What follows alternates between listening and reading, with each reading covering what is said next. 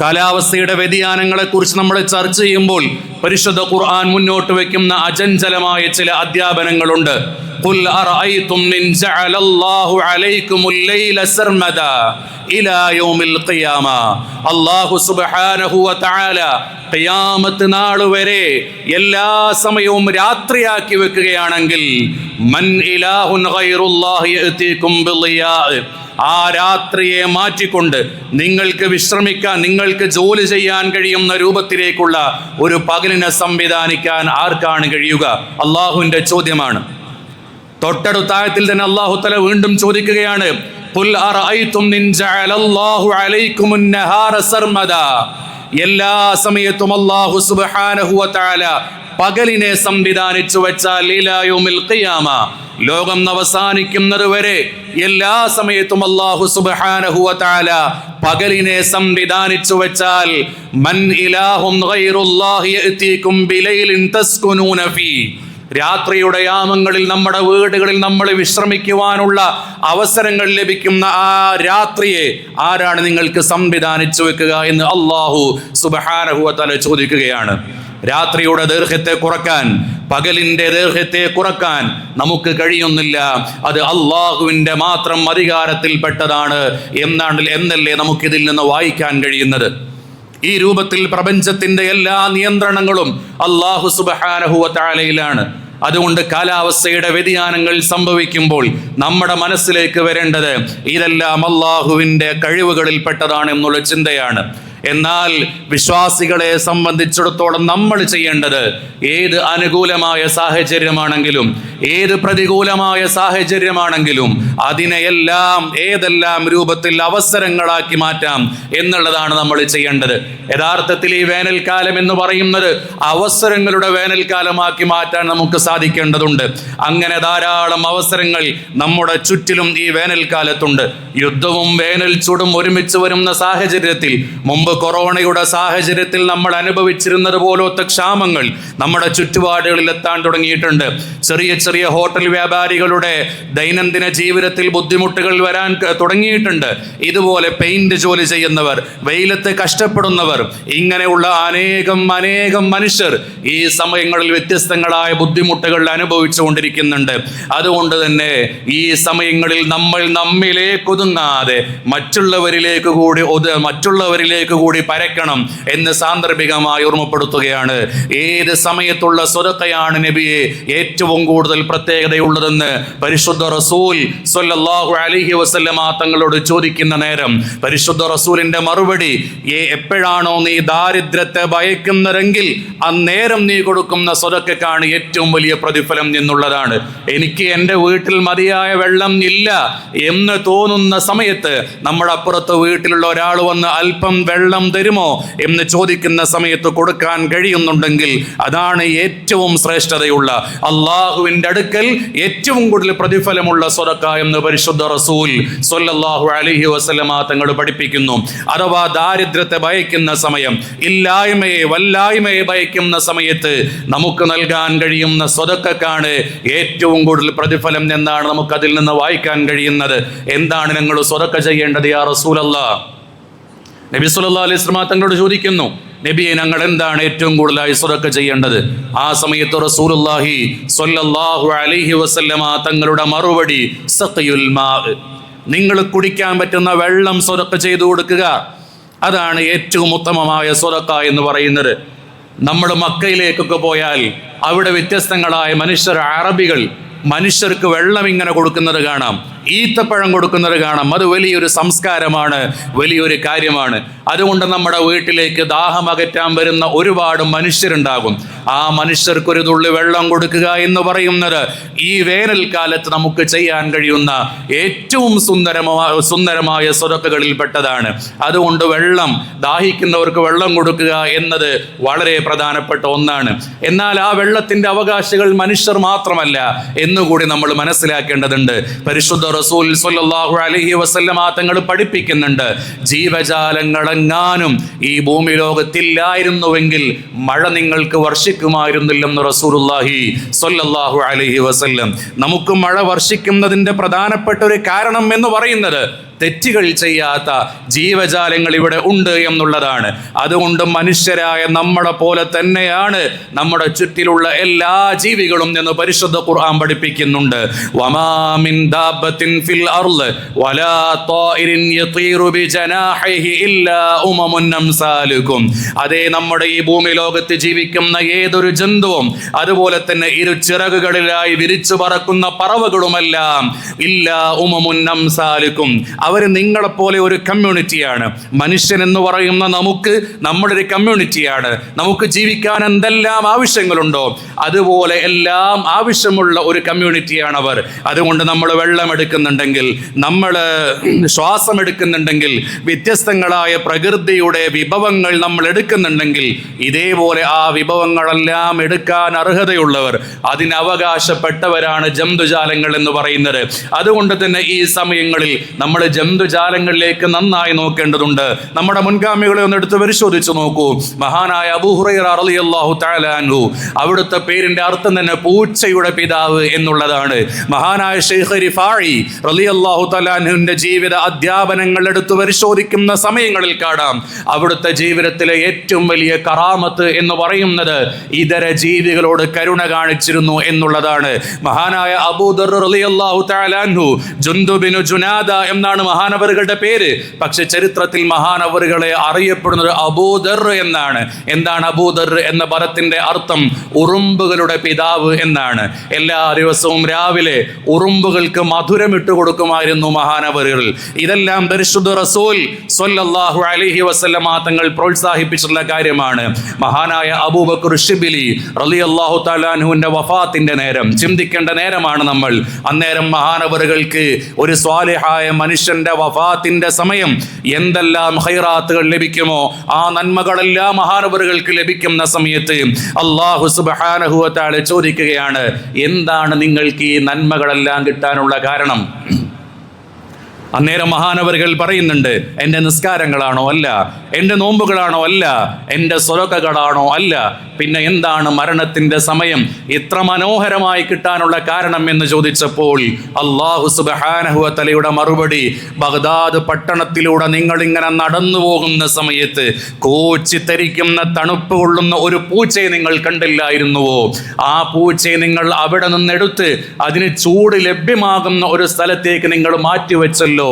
തിൽക റഹ്മ, അതാണ് നിങ്ങളുടെ മരണത്തിന്റെ സമയത്ത് നിങ്ങൾക്ക് ഈ ആനുകൂല്യങ്ങളെല്ലാം കിട്ടാനുള്ള കാരണം എന്ന് പറയുന്നത് നിങ്ങളുടെ നിസ്കാരങ്ങളോ നോമ്പുകളോ അല്ല, ഒരു പൂച്ചയോട് നിങ്ങൾ കാണിച്ചിട്ടുണ്ടായിരുന്ന വാത്സല്യമാണ്, കരുതലാണ് എന്ന് പഠിപ്പിക്കുമ്പോൾ പ്രിയപ്പെട്ട വിശ്വാസികളെ, ഇതെല്ലാം ജീവിതത്തിൽ നമ്മൾ പകർത്തേണ്ടതാണ്, നമ്മളെ മുന്നോട്ട് നയിക്കേണ്ടതാണ് എന്ന് നമ്മൾ മനസ്സിലാക്കണം. മഹാനായ അലിയുൽ ഖവാസ് റളിയല്ലാഹു തആല അൻഹുവിന്റെ ചരിത്രത്തിൽ കാണാം, അവിടുന്ന് റമളാൻ മാസത്തിൽ ഭാര്യയ്ക്ക് നൽകുന്ന ഒരു ഉപദേശമുണ്ട്. എന്താണ് ഭാര്യയോട് പറയുന്നത്? നോമ്പ് മനുഷ്യർക്ക് മാത്രമാണ്, മൃഗങ്ങൾക്കില്ല. അതുകൊണ്ട് നമ്മുടെ വീട്ടിലുള്ള പൂച്ചയ്ക്ക് റമളാൻ മാസമാണെങ്കിലും നീ ഭക്ഷണം കൊടുക്കണം എന്ന് നമ്മുടെ മുൻഗാമികൾ നമ്മളോട് പഠിപ്പിക്കുന്നുണ്ടെങ്കിൽ ദാഹിച്ചു വലയുന്ന മുഴുവൻ ജീവികൾക്കും വെള്ളം കൊടുക്കാൻ നമ്മൾ തയ്യാറാകണം. അതുകൊണ്ട് നമ്മുടെ വീടിൻ്റെ ഉമ്മറപ്പടിയിൽ, നമ്മുടെ തൊടിയുടെ വ്യത്യസ്ത ഭാഗങ്ങളിൽ പറവകൾക്ക് കുടിക്കാൻ, മറ്റുള്ള പക്ഷികൾക്ക് കുടിക്കാൻ ചെറിയൊരു പാത്രത്തിൽ ഓരോ തണ്ണീർ കുടങ്ങൾ സ്ഥാപിക്കാൻ നമ്മൾ തയ്യാറാകണം. നമ്മുടെ പള്ളിയുടെ പരിസരങ്ങളിൽ വരട്ടെ, നമ്മുടെ മദ്രസയുടെ പരിസരങ്ങളിൽ വരട്ടെ, നമ്മുടെ കടയുടെ പരിസരങ്ങളിൽ വരട്ടെ, ദാഹിച്ചു വരുന്ന പക്ഷികൾക്ക് കുടിക്കാൻ പറ്റുന്ന രൂപത്തിൽ ഒരു പാത്രത്തിൽ അല്പം വെള്ളം വെക്കുക.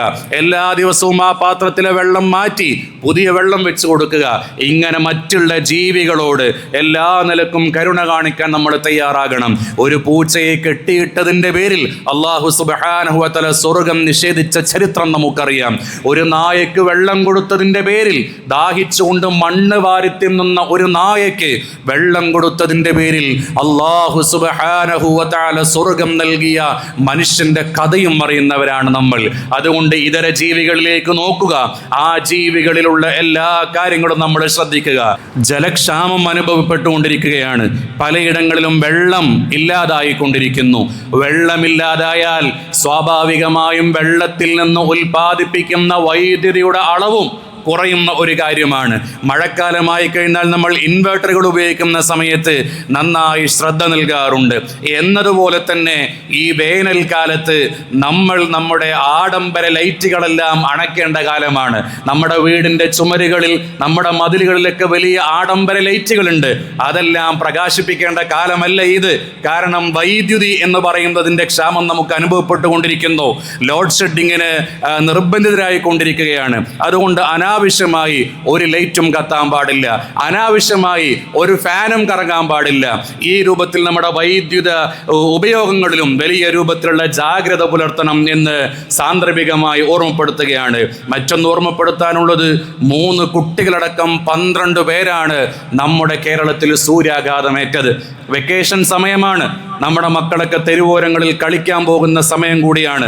അതുകൊണ്ട് തന്നെ നമ്മുടെ മക്കളുടെ കളിയിടങ്ങൾ ഏതെല്ലാം രൂപത്തിലാണ് എന്ന് കൃത്യമായി നമ്മൾ ക്രമീകരിക്കുക. സൂര്യനിൽ നിന്ന് നേരിട്ട് പ്രകാശമേൽക്കുന്ന സാഹചര്യങ്ങളിൽ നമ്മൾ മാറി നിൽക്കണം. നേർത്തതായ ലൈറ്റ് കളറിലുള്ള ഡ്രസ്സുകൾ ധരിക്കാൻ വേണ്ടി നമ്മൾ ശ്രദ്ധിക്കുക. നിരന്തരമായി വെള്ളം കുടിക്കാൻ വേണ്ടി നമ്മൾ ശ്രദ്ധിക്കുക. വെയിലത്ത് വാഹനങ്ങൾ പാർക്ക് ചെയ്യാതിരിക്കാൻ വേണ്ടി ശ്രദ്ധിക്കുക. ഇതുപോലെ നമ്മൾ അപകടങ്ങളെ എല്ലാ രൂപത്തിലും വിളിച്ചു വരുത്തുന്ന ശീലങ്ങളിൽ നിന്ന് നമ്മൾ മാറി നിൽക്കേണ്ടതുണ്ട് എന്നുകൂടി ഓർമ്മപ്പെടുത്തുകയാണ്. ഇന്നലെ നമ്മുടെ കേരളത്തിൽ പാമ്പ് കടിയേറ്റ് ഒരു കുട്ടിയും ഒരു സ്ത്രീയും മരണപ്പെട്ടു പോയി. അല്ലാഹു നമ്മളെ കാത്തുരക്ഷിക്കട്ടെ. ഇതിനു മുമ്പ് ഒരു കുട്ടി മരണപ്പെട്ടു പോയി. അതുകൊണ്ട് തന്നെ തണുപ്പ് തേടിക്കൊണ്ട്, ഒരു നനവ് തേടിക്കൊണ്ട് ഇഴജന്തുക്കളൊക്കെ വീട്ടിലേക്ക് വരുന്നൊരു സമയമാണ്. ആ ശ്രദ്ധ വേണം. അനാവശ്യമായി ജനലുകൾ തുറന്നിടുക. ചൂടായതുകൊണ്ട് ജനലുകൾ തുറന്നിടും. പാമ്പുള്ളിലോട്ട് കയറി നമ്മുടെ കുഞ്ഞുങ്ങളുടെ ജീവൻ, അല്ലെങ്കിൽ നമ്മുടെ ജീവൻ തന്നെ ഇല്ലാതെയാകുന്ന കാര്യങ്ങളിൽ നിന്നെല്ലാം ശ്രദ്ധ കൊണ്ടുവരണം എന്ന് സാന്ദർഭികമായി ഓർമ്മപ്പെടുത്തുകയാണ്. എൻ്റെ വാക്കുകൾ ഉപസംഹരിക്കുന്നതിൻ്റെ മുമ്പ് ഞാൻ ഇതുവരെയും സംസാരിച്ചത്, നമ്മൾ ഈ നിൽക്കുന്ന ഭൂമിയിൽ നിന്ന് ഏകദേശം 15 കോടി കിലോമീറ്ററുകളോളം അപ്പുറത്ത് നിൽക്കുന്ന സൂര്യനിൽ നിന്നുള്ള സംരക്ഷണം എങ്ങനെയൊക്കെ ഏതെല്ലാം രൂപത്തിലാണ് നമ്മൾ കൈവരിക്കേണ്ടത് എന്നതുമായി ബന്ധപ്പെട്ടാണ് ഞാൻ സംസാരിച്ചത്. എന്നാൽ 15 കോടി കിലോമീറ്ററിന്റെ അപ്പുറത്ത് നിൽക്കുന്ന സൂര്യൻ ഒരു ചാണ് മുകളിലേക്ക് വരുന്ന ഒരു ദിവസത്തെ അഭിമുഖീകരിക്കാനുള്ളവരാണ് നമ്മൾ. ആ ദിവസത്തെ എങ്ങനെയാണ് നമ്മൾ സംരക്ഷണം ഒരുക്കുക? ആ ദിവസത്തിൽ എങ്ങനെയാണ് സൂര്യൻ്റെ ചൂടിൽ നിന്ന് നമുക്ക് രക്ഷ ലഭിക്കുക എന്നത് വലിയൊരു ചോദ്യം തന്നെയാണ്. അതുകൊണ്ട് എൻ്റെ പ്രിയപ്പെട്ട സ്നേഹജനങ്ങളെ, ഇതെല്ലാം അള്ളാഹുവിൻ്റെ ദൃഷ്ടാന്തങ്ങളാണ്. ഈ ചൂട് അസഹനീയമാണ്. എല്ലാ വീടുകളിലും AC-കളായി, എല്ലാ വാഹനങ്ങളിലും AC-കളായെങ്കിൽ അള്ളാഹുവിൻ്റെ കോടതിയിലുള്ള ചൂട് എങ്ങനെയാണ് നമുക്കതിനെ പ്രതിരോധിക്കാൻ കഴിയുക എന്ന് ചിന്തിക്കേണ്ടതുണ്ട്. പരിശുദ്ധ റസൂൽ സ്വല്ലല്ലാഹു അലൈഹി വസല്ലമ തങ്ങൾ പഠിപ്പിക്കുന്നുണ്ടല്ലോ. മുസ്ലിം ഉദ്ധരിക്കുന്ന ഹദീസിൽ കാണാം, ഫഇന്ന ശിദ്ദത്തൽ ഹർരി മിൻ ഫൈഹി ജഹന്നം. നമ്മൾ ഈ കാണുന്ന ചൂട് എന്നെല്ലാം പറയുന്നത് അത് നരകത്തിൽ നിന്നുള്ള ഒരു അംശമാണെന്ന് പരിശുദ്ധ റസൂൽ സ്വല്ലല്ലാഹു അലൈഹി വസല്ലമ തങ്ങൾ പറയാണ്. അതുകൊണ്ട് എൻ്റെ പ്രിയപ്പെട്ട സ്നേഹജനങ്ങളെ, ചിന്തിക്കുക. ഈ ചൂട് നമുക്ക് കാണാൻ കഴിയുന്നില്ല എന്നുണ്ടെങ്കിൽ എങ്ങനെയാണ് അള്ളാഹുവിൻ്റെ കോടതിയിലെ ചൂട് നമുക്ക് താങ്ങാൻ കഴിയുക? അള്ളാഹു നമുക്ക് സലാമത്ത് നൽകി അനുഗ്രഹിക്കുമാറാകട്ടെ. പരിശുദ്ധ റസൂൽ സ്വല്ലല്ലാഹു അലൈഹി വസല്ലമ തങ്ങൾ പഠിപ്പിക്കുന്നുണ്ടല്ലോ, ദുനിയാവിലെ ചൂടിൻ്റെ 70 ഇരട്ടിയാണ് നരകത്തിലെ ചൂട്. ദുനിയാവിൻ്റെ ചൂടിൻ്റെ 70 ഇരട്ടിയാണ് നരകത്തിൻ്റെ ചൂടെന്ന് റസൂലുള്ളാഹി സ്വല്ലല്ലാഹു അലൈഹി വസല്ലമ തങ്ങൾ പഠിപ്പിക്കുന്നുണ്ട്. നാറുകും ഹാദിഹില്ലതി യൂഖിദു ഇബ്നു ആദം ജുസ്ഉം മിൻ 70 ജുസ്അൻ മിൻ ഹർരി ജഹന്നം.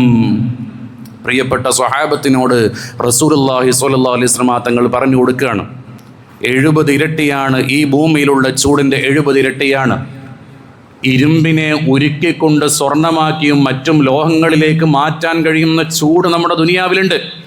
ആ ചൂടിൻ്റെ എല്ലാം 70 ഇരട്ടിയാണ് അവിടുത്തെ ചൂട് എന്ന് പറയുമ്പോൾ നമ്മളതിനെക്കുറിച്ച് നിരന്തരമായി ആലോചിക്കുക.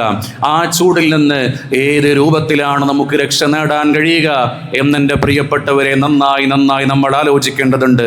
പരിശുദ്ധ ഖുർആൻ നമ്മളോട് ഓർമ്മപ്പെടുത്തുന്ന വളരെ ചിന്തനീയമായ ഒരായത്ത് കൂടിയുണ്ട്. നരകത്തിൽ കിടന്നുകൊണ്ട് വിലപിക്കുന്ന മനുഷ്യർ, ആ മനുഷ്യർ നിലവിളിക്കുന്ന നിലവിളിയെ കുറിച്ച് പറയുകയാണ്. വഹും യസ്തരിഖൂന ഫീഹാ കത്തിയാളുന്ന നരകത്തിലിരുന്നു കൊണ്ട് നരകത്തിന്റെ തീയിനെ അഭിമുഖീകരിക്കുന്ന സമയത്ത് നരകത്തിലുള്ള മനുഷ്യർ വിലപിച്ചുകൊണ്ട് പറയുന്ന ഒരു വാചകമുണ്ട്, റബ്ബനാ അഖ്രിജ്നാ നഅമൽ സാലിഹൻ ഗൈറല്ലദീ കുന്നാ നഅമൽ. റബ്ബനാ ഞങ്ങളുടെ രക്ഷിതാവേ, അഖ്രിജ്നാ ഈ നരകത്തിൽ നിന്ന് ഞങ്ങളെ ഒന്ന് പുറത്തേക്ക് എത്തിക്കാമോ, ഈ നരകത്തിൽ നിന്ന് ഞങ്ങളെ ഒന്ന് പുറത്തേക്ക് എത്തിക്കാമോ. നഅമലു സാലിഹൻ ഗൈറല്ലദീ കുന്നാ നഅമൽ. ഈ നരകത്തിലേക്ക് വരുന്നതിന് മുമ്പ് ഞങ്ങൾ ചെയ്തിരുന്ന ഒരു പ്രവർത്തനവും ഞങ്ങൾ ചെയ്യില്ല അല്ലാ. ഹറാമുകളിലേക്ക് ഞങ്ങൾ ചെല്ലുകയില്ല, നിസ്കാരം ഞങ്ങൾ ഒഴിവാക്കുകയില്ല. ഈ നരകത്തിലേക്ക് കാരണമായ ഒരു കാര്യത്തിലേക്കും ഞങ്ങൾ മുന്നിട്ട് പോവുകയില്ലെന്ന് നരകത്തിൽ നിന്ന് നിലവിളിക്കുന്ന രംഗത്തെ കുറിച്ച് പറയുമ്പോൾ അല്ലാഹു നൽകുന്ന മറുപടിയുണ്ട്, അവലം നുഅമ്മിറുകും മാ യതദക്കറു ഫീഹി മൻ തദക്കറ വജാഅകുമുൻ നദീർ. അവലം നുഅമ്മിറുകും, ഞാൻ നിനക്ക് ദുനിയാവിൽ എത്രയെത്ര ആയുസാണ് മോനെ നൽകിയത്. 40, 50, 60, 70 വയസ്സ് നീ ജീവിച്ചുവല്ലോ. ആ സമയങ്ങളിലെല്ലാം നീ നരകത്തിന്റെ ചൂടിനെ കുറിച്ച് കേട്ടുവല്ലോ. ഇതെല്ലാം കേട്ടിട്ട് നീ നരകത്തിൽ നിന്ന് മാറാൻ, നരകത്തിൽ നിന്ന് രക്ഷപ്പെടാൻ എന്താണ് മോനെ നീ ചെയ്തത്? വജാഅകുമുൻ നദീർ. ആ നരകത്തെ കുറിച്ച് പഠിപ്പിച്ചു തരാൻ നിനക്ക് അല്ലാഹുവിൽ നിന്നുള്ള ദൂതനും വന്നില്ലായിരുന്നുവോ? ഇതെല്ലാം വന്നിട്ട് നീ മാറിയോ? ഇല്ല. നമ്മളിപ്പോൾ അനുഭവിച്ചു കൊണ്ടിരിക്കുന്ന കാലാവസ്ഥയിൽ നിന്ന് മാറാൻ വ്യത്യസ്തങ്ങളായ പണികൾ എടുത്തുകൊണ്ടിരിക്കുമ്പോൾ ആയുസ്സിന്റെ വലിയൊരു ശതമാനം ഈ ഭൂമി ലോകത്തേക്ക് ചിലവഴിച്ച നമ്മൾ അള്ളാഹുവിന്റെ കത്തിയാടുന്ന നരകത്തിൽ നിന്ന് ഏത് രൂപത്തിലാണ് രക്ഷപ്പെടുന്നത് എന്നൊന്ന് ചിന്തിക്കണേ. അല്ലാഹു സുബ്ഹാനഹു വ തആല ദുനിയാവിലും ആഖിറത്തിലും നമുക്ക് തണുപ്പ് നൽകി അനുഗ്രഹിക്കുമാറാകട്ടെ. അള്ളാഹുവിൻ്റെ നരകത്തിൽ നിന്ന് നമുക്കും നമ്മളുമായി ബന്ധപ്പെട്ടവർക്കും അല്ലാഹു തആല മോചനം നൽകി അനുഗ്രഹിക്കുമാറാകട്ടെ.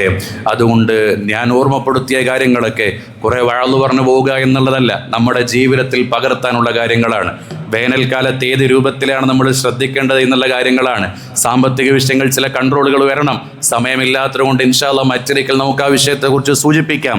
ഈ രൂപത്തിൽ മുസ്ലിമീങ്ങളായ നമ്മൾ എല്ലാ നിലക്കും എങ്ങനെയാണ് ജീവിക്കേണ്ടത് എന്ന് കൃത്യമായി വരച്ച് കാണിച്ചിരുന്ന മതമാണ് പരിശുദ്ധ ഇസ്ലാം എന്ന് പറയുന്നത്.